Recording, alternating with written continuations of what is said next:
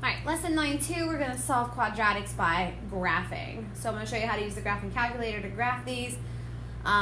Again, you could just do a table of values, but it's really neat using the calculator to do this. So a quadratic equation can be written in standard form. We talked about this already. ax squared plus bx plus c equals 0, where a is a non-zero number, so anything but 0. To write a quadratic function as an equation, replace y, or f of x, with 0. Recall that the solutions or roots of an equation can be identified by finding the x-intercepts of the related graph.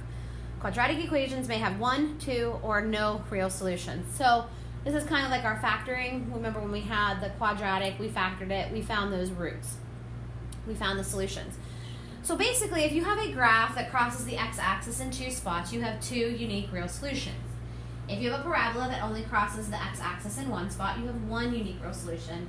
And then we do have some parabolas, again, we'll get into that a little bit more in depth later, but we have no real solutions. There's another kind of number system that we use for those types of problems. So this is just an example of just to remember, so you can always graph your quadratic and see, but we actually want to find those roots. We want to find where it crosses the x-axis. So 2 roots, x squared minus 2x minus 8.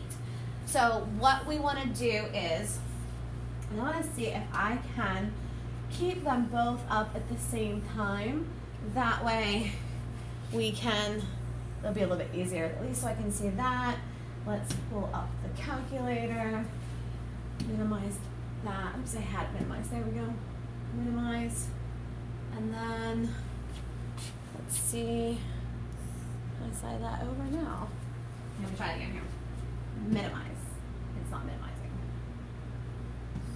Okay, there we go. It is minimized. I just gotta reach it this way. Okay, where'd it go? Okay. Sometimes it's better just to do it like that. Okay. So I have this. Maybe make this a little bit smaller this way. I know that's hard to see. I apologize, but we'll do the best we can do here. And there we go. Okay. So go to your calculator and you want to go to y equals,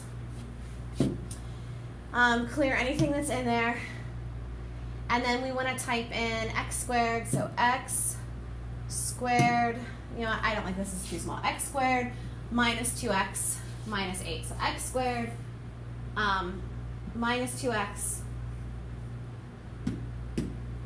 minus 8. Okay, type that equation in, and I'm just going to double check here real quick. Yep, minus 8. And then, so what we want to do now is we want to actually graph it. So we graph. And as long as I have a good visual of the graph, this is good, I want to find where they intercept. Now, I can easily see that that's probably -2 and +4, but I want to show you how to make sure because sometimes it could be decimals or fractions. So to find the leftmost point, we want to go second trace. So you might want to write this down so you remember, second trace. And what we want to do is we want to find an intersect. So we want number 5, hit enter. So see my cursor right now is blinking down here at the bottom. I need it to be, I'm sorry. Let me try that again. Second trace. We want to find the 0. We're looking for 0. I apologize. I'm thinking of something else. We want to find the 0. So second trace, 0, enter. Now there's my cursor. We want to be on the left side of the point where we think it intersects.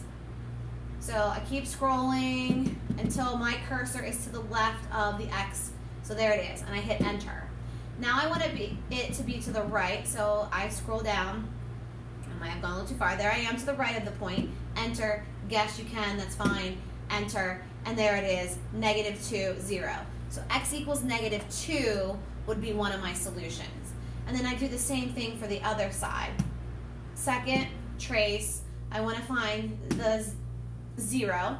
So now I have to go, I'm technically to the left of the point, so anywhere to the left of the point, because now the bottom side would be to the left, hit enter. And then I have to scroll all the way over, and mine takes a little bit longer on the computer, but you can just keep going Once you get to the right of the point that you want, go ahead and hit enter. Should be getting pretty close here. Hopefully I didn't go too far. And no, I didn't. Good. Hit enter. So, I mean, it could be like something like that. As long as I'm to the left and to the right, these dash lines, make sure the point you want is within those dash lines. Hit enter, and there's your 0 at 4. So x equals -2, x equals -2, x equals 4. So there you go. That's how you solve by graphing. Sometimes we have a double root. So that means that they're both the same number. So for the first one, for this example, we need to move this 9 over. So we need to add 9 to both sides. Well, you notice that we have x squared minus 6x. We can't add 9 to either one of those because they're not like terms. 9 doesn't have an x in it. So we just say plus 9 equals 0. So we're going to type this into our calculator. X squared minus 6x plus 9. So we go to y equals, clear, x squared minus 6x plus 9. And I just want to double check that.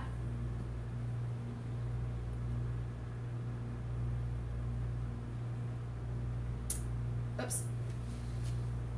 X squared minus 6x plus 9. Yep, that's correct. And then go back to here.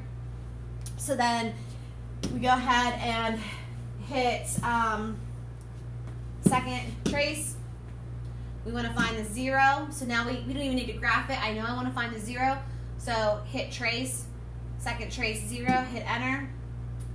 And that's what it looks like. So there's one distinct point there. I can pretty much see that it's going to be 3, but hit enter for the left side. Make sure your cursor is on the left, and then keep scrolling until you're to the right.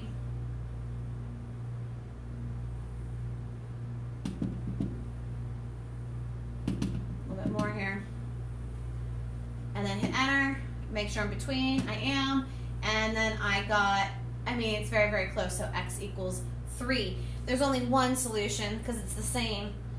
If we were to factor this out, you would have gotten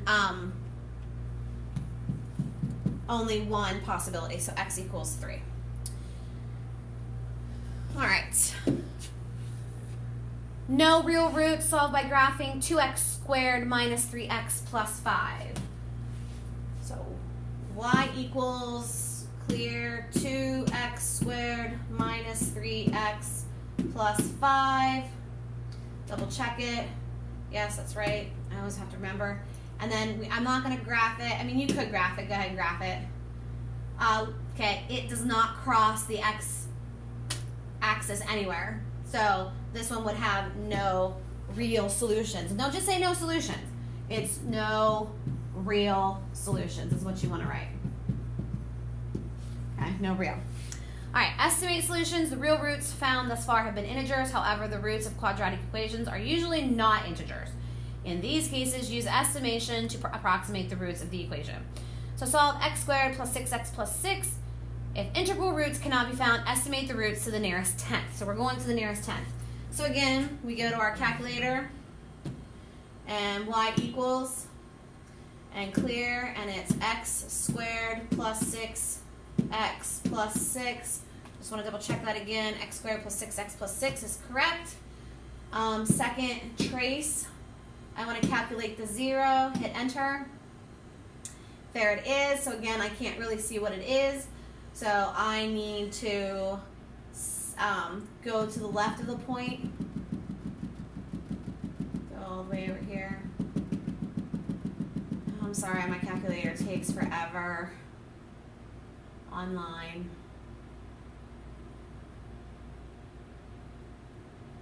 And then sometimes when I get a little ahead of myself, it goes too far. Okay, so I need to come back in because I need to see my cursor. So that's another good thing. I did this because then you want to make sure that your cursor is in view. There it is. So we hit enter. Go to the right of the point. Hit enter as soon as it stops here. And then guess I just hit enter. And then so round to the nearest tenth, negative 4.7. So we have x equals negative 4.7. X equals negative 4.7. And We got to go to our other one, second trace. We want to find the 0.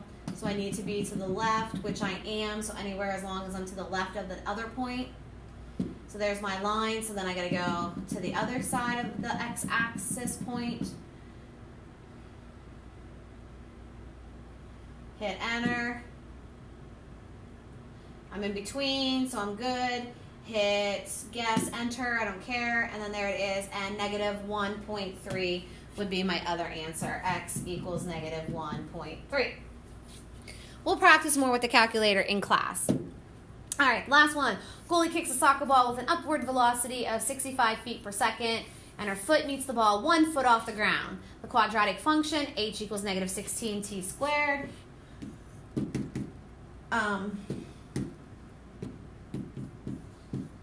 Minus or plus 65t plus 1 is the equation that represents this.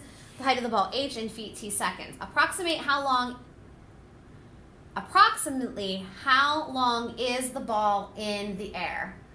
So we want to find how long it's in the air, so before it hits the ground. So we're looking for that 0.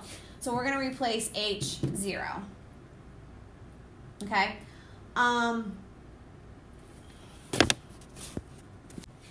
So 0 equals negative 16t squared plus 65t plus 1. So to go to our calculator, y equals, clear, negative 16. We're going to use x because it doesn't have t. I mean, it does, but that's not what it's used for. X squared plus 65t plus 1. Oops, I don't have 65 there. 65 plus 65x plus 1. All right, and then graph it.